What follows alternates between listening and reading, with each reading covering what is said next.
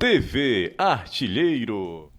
Vou dar uma boa noite para vocês, embora para a gente não está sendo uma boa noite, né? Mas a educação manda.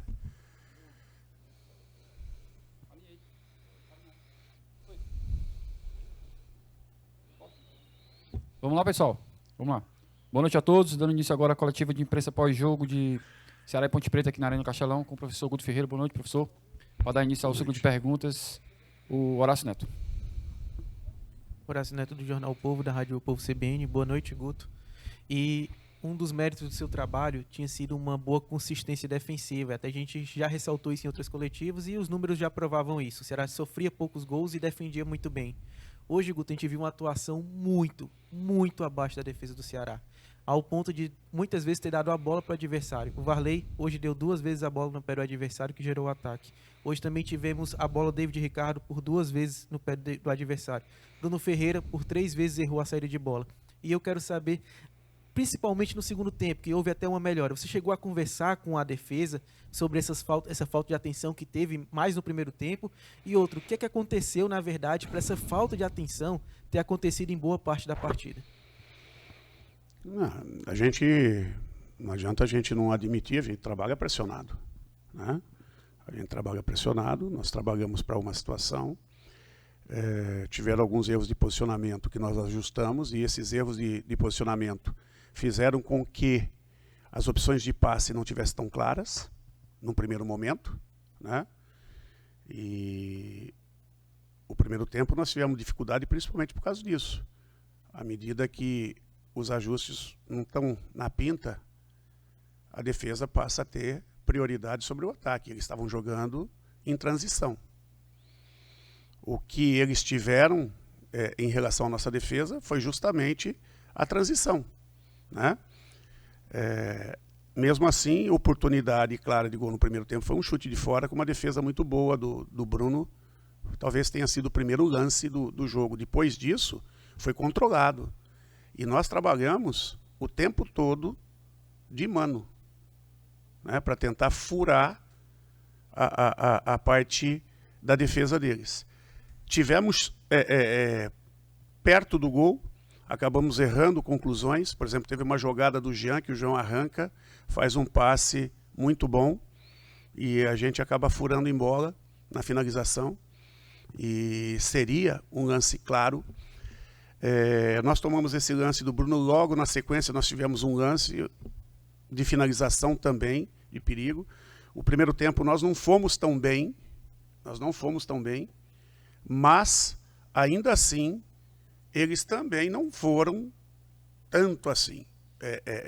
As situações foram muito mais erro de lances que poderiam ter sido mais simplificados, né, do que situações de chance criada por eles.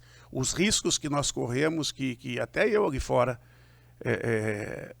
o coração fica apertado, né? São situações assim de risco que não precisa correr. Facilitar a jogada. Mas isso foi ajustado, né? Isso foi ajustado. Entramos no segundo tempo. Tanto é que no ajuste do posicionamento do Barleta surgiu o gol dele, porque ele estava fechando muito, e a bola foi invertida, caiu com ele aberto. O Arthur teve dificuldade de encurtar, quando encurtou, ele cortou e bateu. Criou, através do posicionamento, criou a chance. Depois, a gente não se limitou a ir para cima. Eu até agora não consigo entender, eu não consegui enxergar a bola, a mão na bola. Eu não consigo enxergar a mão na bola, né? Não existe uma imagem clara de mão na bola. E uma dúvida, né? O mesmo cara que também não comprovou, a imagem não comprovava o lance de mão na bola do Bissoli no jogo contra o Guarani, foi o árbitro do VAR hoje, que também anulou o gol do Saulo. Se tem alguma coisa a ver, não sei. Mas as imagens não são claras. Daqui a pouco, são os protocolos que eles estão adotando. Porque não tem clareza na imagem. Então, em cima do eu acho, então o VAR está passando na frente. O acho é para o árbitro, que está interpretando o lance rápido. Não é para o VAR. O VAR tem que estar claro ou não está claro. E seriam 2-0, a parte psicológica da partida seria outra, né? E o lance que a gente toma o gol, a gente sai para um contra-ataque, acaba errando no contra-ataque e tomamos o contra-ataque do contra-ataque. A partir daí, nós fomos com tudo, fizemos as mudanças que poderíamos fazer para tentar o resultado, tivemos perto, tivemos lances para fazer gol, né? Acho que para fazer o 2-0 teve o lance do Kleber, ou era já o... Era 2-0 ou era 2-1? 2-1. Teve o lance do Kleber, teve um cabeceio do Saulo também. Enfim, a gente não deixou de buscar e não vamos deixar de buscar. Não vamos deixar de acreditar, não vamos deixar de buscar. Difícil, porque o jogo é um jogo psicológico. Nós estamos jogando pressionados, sim.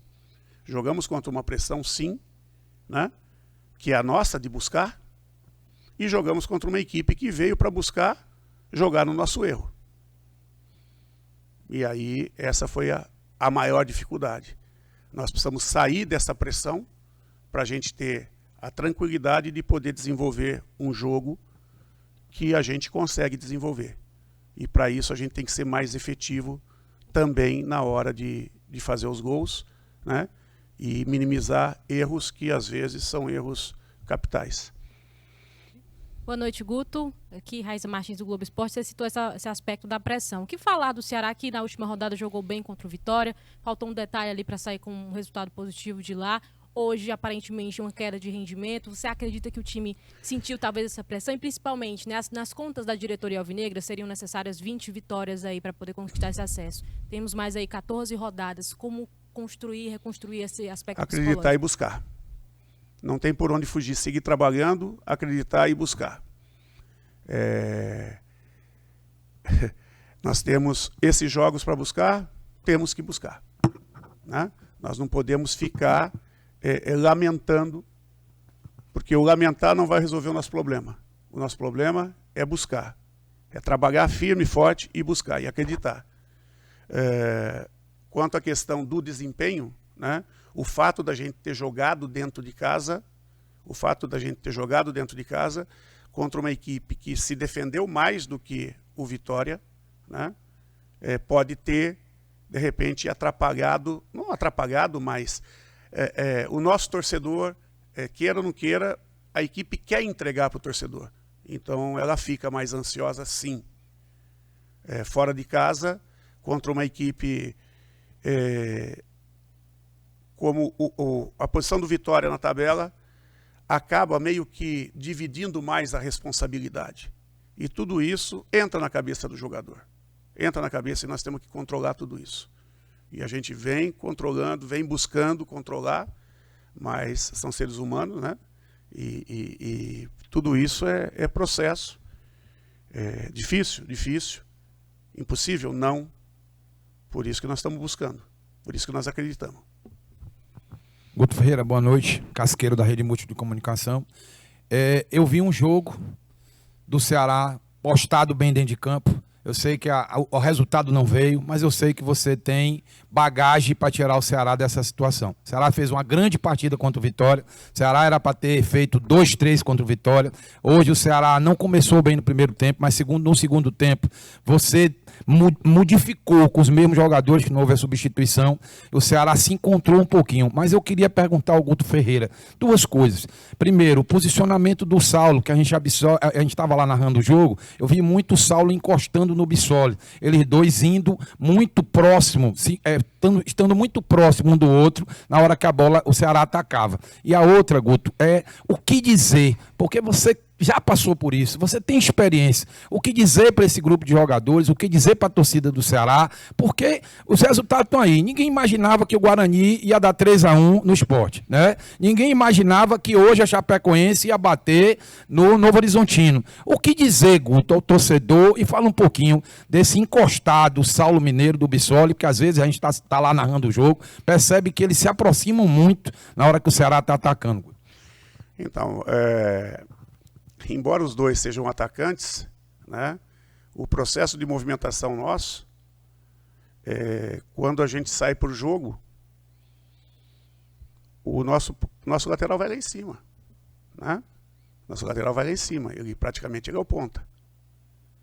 E nós temos um movimento dos três no meio, então nós ficamos com 2 beiradas para produzir e 2 homens de área. Sendo que os dois têm movimentos para fora e para dentro. Né? Para atacar a linha, tem velocidade para atacar a linha. E quando eles começam a se aproximar, embora os encaixes hoje não foram tão efetivos, né? Mas eles conseguem fazer boas tabelas, o que pode gerar finalizações. Hoje, no primeiro tempo, nós até tivemos algumas situações que a bola acabou enroscando, que acabou não soltando, mas em algum momento liberou o Jean, vindo na aproximação. Né? Volto a falar, a hora que o Barleta posicionou mais aberto, nós criamos um corredor a mais para entrar, né? Porque eles estavam defendendo com 5, porque o Naldi estava baixando. Né? E aí a gente criava uma superioridade no meio, tirando o Jean da última linha e baixando. Porque eles ficavam só com 2, eles marcavam pela frente. No primeiro tempo, o fato do Barleta não estar tão aberto trazia uma situação de dificuldade de passe, por exemplo, para o Varley, ou mesmo do balanço para o David. Porque coisa também, tanto é que o Barleta no primeiro tempo teve muita dificuldade com o Arthur. Por quê? Porque quando ele estava aberto é porque o lance já estava no corredor de fora.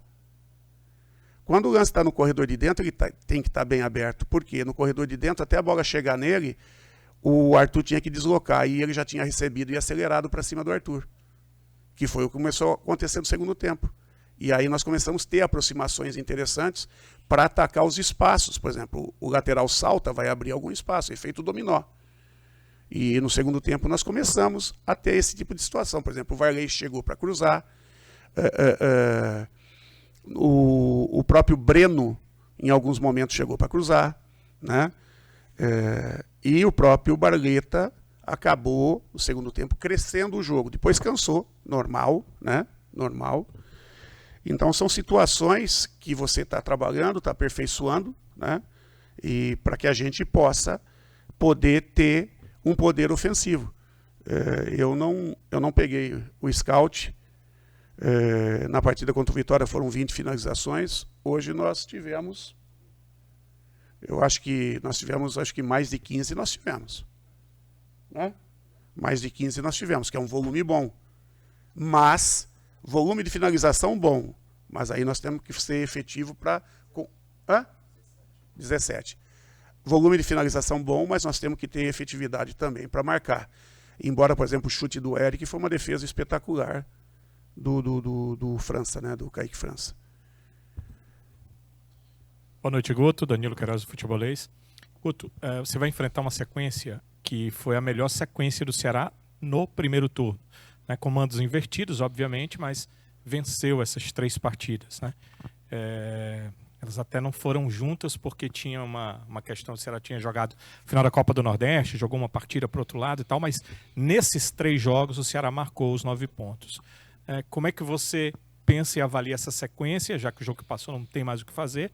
Eu queria que, se possível, você falasse do Pedro Lucas. Teve poucas oportunidades na temporada, mas eu acredito que com a ausência do Chay, né, que está contundido, o Jean jogando, e ele teve a oportunidade no banco, entrou. Então eu queria que você falasse desses 2 aspectos, por favor. Eu falo primeiro do Pedro Lucas, né? Ele já vinha treinando bem, é um jogador de qualidade, um jogador que tem histórico nas divisões de base, né? Um jogador que passou por seleção, tem títulos em divisões de base com a seleção. E o que a gente precisava é ter um time estruturado para começar a soltar ele. E os treinamentos dele têm sido muito bons. E eu acho que hoje ele entrou e teve uma participação muito interessante. É um jogador que tem um trato com a bola refinado, enxerga bem o jogo, consegue se desvencilhar da marcação, não carregando bola, mas na troca de passes e aproximação, consegue uma bola de qualidade num ponto futuro, digamos assim, numa profundidade, né? Então é um jogador que a gente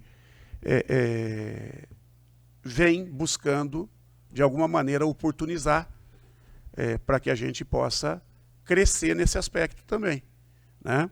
Quanto à questão da sequência dos jogos, eu nem estou olhando a sequência, eu estou olhando o próximo jogo, que é o Tombense. E independente de onde for, como for, nós temos que buscar vitória. O nosso campeonato é jogo a jogo. Não dá para pensar sequência A, sequência B, o que passou já foi. O nosso campeonato é cada rodada é uma final. E a próxima rodada é uma final, né? E a gente não pode empatar uma final, nós não podemos perder uma final, nós temos que ganhar as finais que nós temos. Muito obrigado, professor. Muito obrigado a todos. TV Artilheiro.